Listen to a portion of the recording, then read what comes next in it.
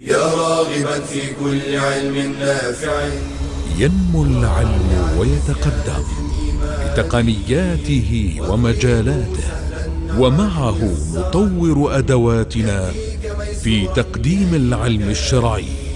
أكاديمية زاد أكاديمية ينبوعها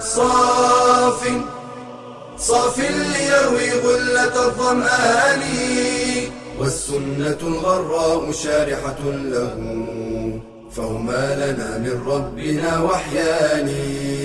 بشرى لنا زاد أكاديمية للعلم كالأزهار في البستان.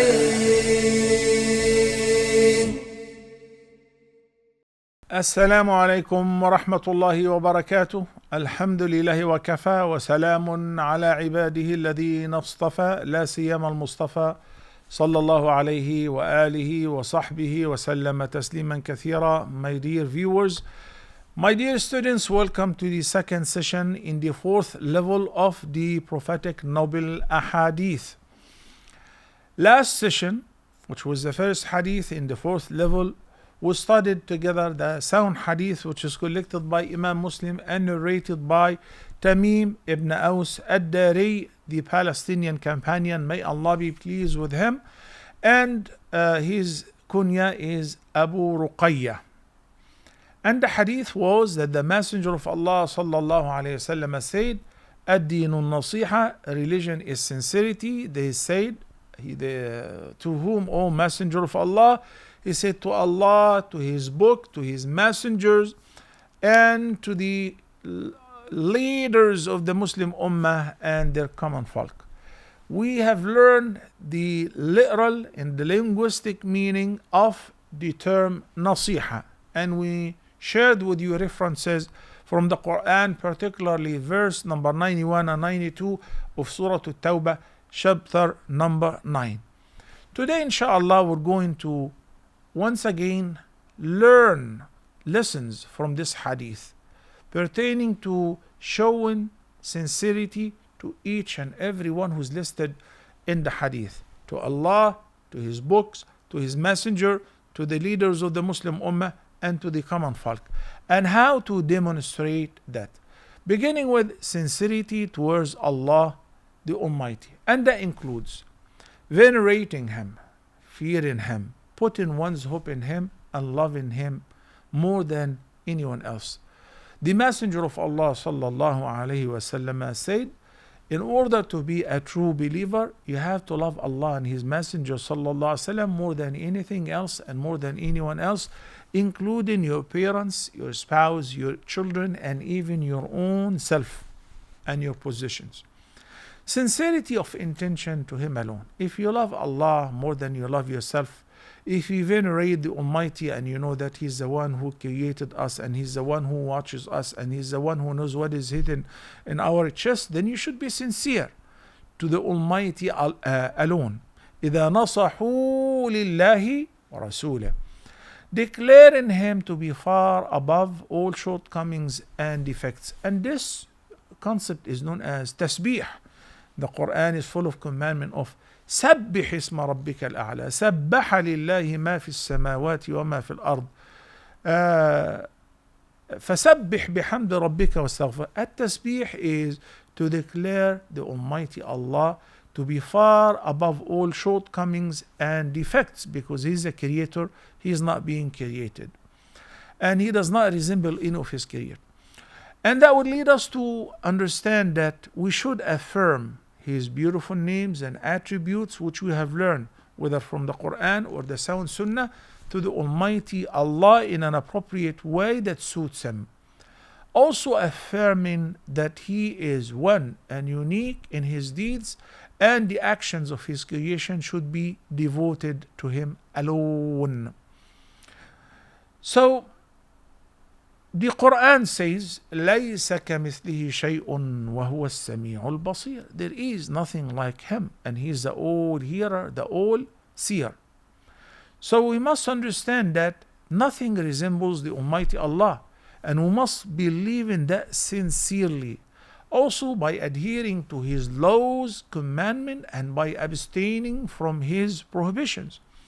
What is the purpose of learning about Allah and believing that the Almighty Allah is the creator and He is above the creation, and affirming His sublime names and attributes to Him alone, is by the end to love Him and fear Him, meanwhile to keep balance between love and fear, to recognize that no one can reward you as much as the Almighty Allah. So we sincerely pay all our actions and sayings to Him, seeking the pleasure of the Almighty Allah and the reward to be anticipated only from Him.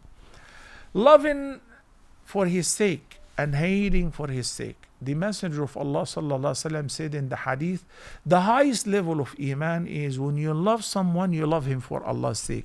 And if you abhor or dislike something or someone, you only do it for Allah's sake. What about sincerity towards the book of Allah, the glorious Quran? How can I be sincere towards the Quran? By believing that every word, every letter of it is simply from the Almighty Allah. It is His word. He said the Quran, He didn't simply create it. Okay? حتى يسمع كلام الله. Allah described the Quran as the word of Allah, not the creation of Allah. And it makes a huge difference. Okay? So it was brought down to Muhammad through the noble angel Jibreel alayhi salam. The Almighty recited the Quran to Jibreel. Jibreel recited Quran to the Messenger of Allah. So whenever we recite Quran the same way that the Messenger of Allah used to recite, or whoever obtains an ijazah, he's reading the word of Allah, same like the Prophet, like Jibreel, like the same way the Almighty Allah revealed it to Muhammad sallallahu alayhi wasallam. Venerating the Quran and reciting it as it should be recited. Some people let days and weeks pass by without reciting any of the word of Allah. What kind of life is this? How could you be sincere to the word of Allah while it is handy and next to you and you're not really taking advantage of it? Adhering to its ruling. كتاب أنزلناه إليك مبارك ليدبروا آياته وليتذكر أولو الألباب, verse number 29 of Surah Sad. The purpose behind the revelation of the Quran, to ponder over its verses, to learn, to benefit, then to practice, not just to read it occasionally. Believing in its ambiguous verses. Is there any ambiguous verses in the Quran ambiguous to the layman, to the ordinary people? But those who are deeply rooted in knowledge, they know exactly the meaning of every verse and the reason of the revelation and what is Allah meant behind revealing this verse and so on.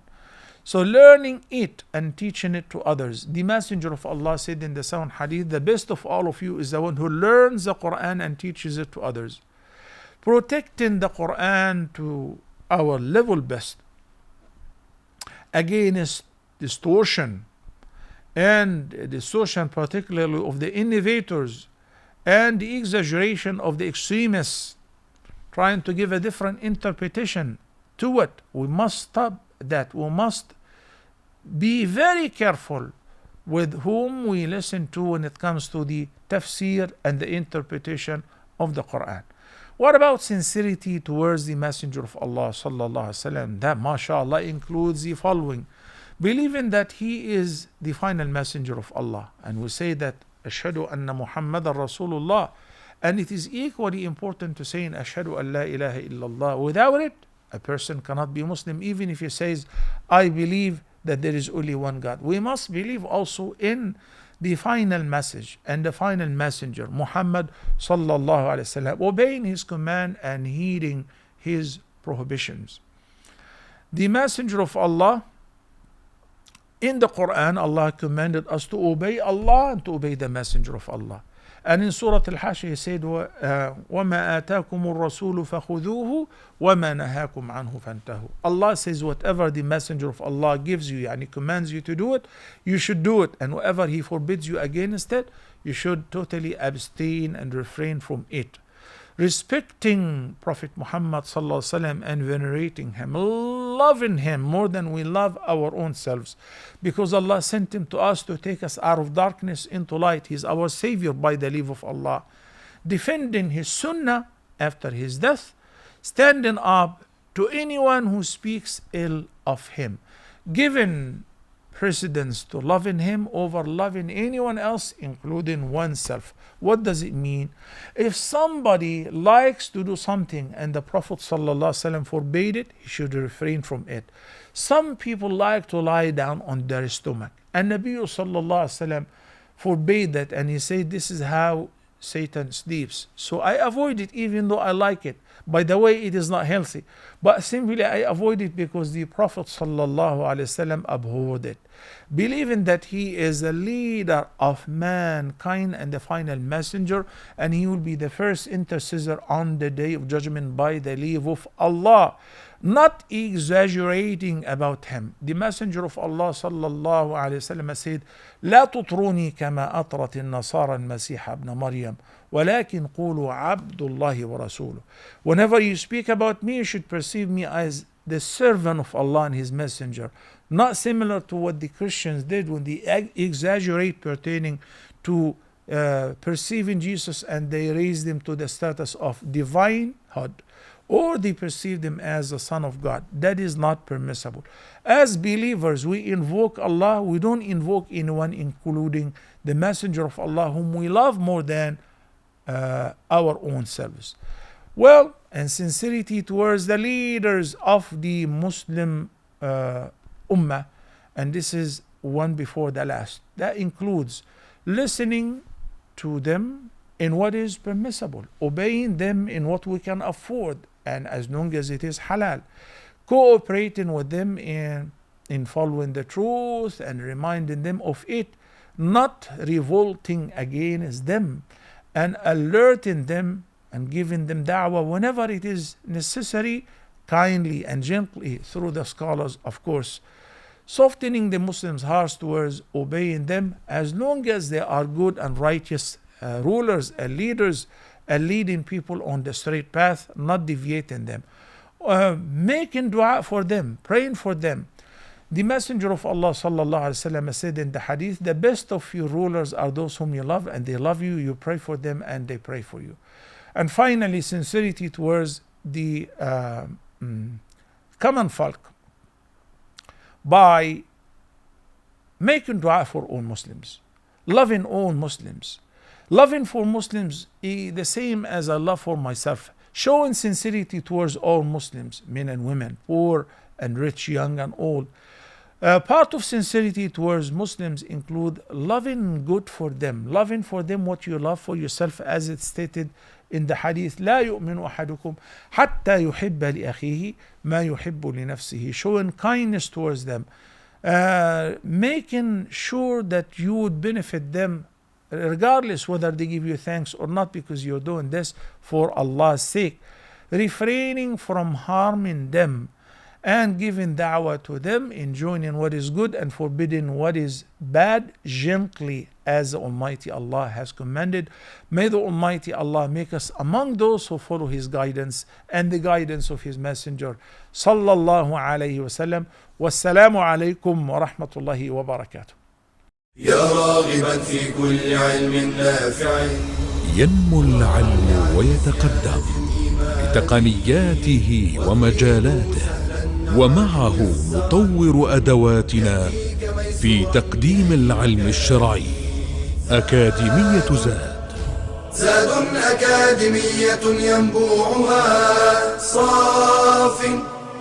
صاف ليروي غلة الظمآن، والسنة الغراء شارحة له، فهما لنا من ربنا وحيان. بشرى لنا زاد أكاديمية للعلم كالأزهار في البستان.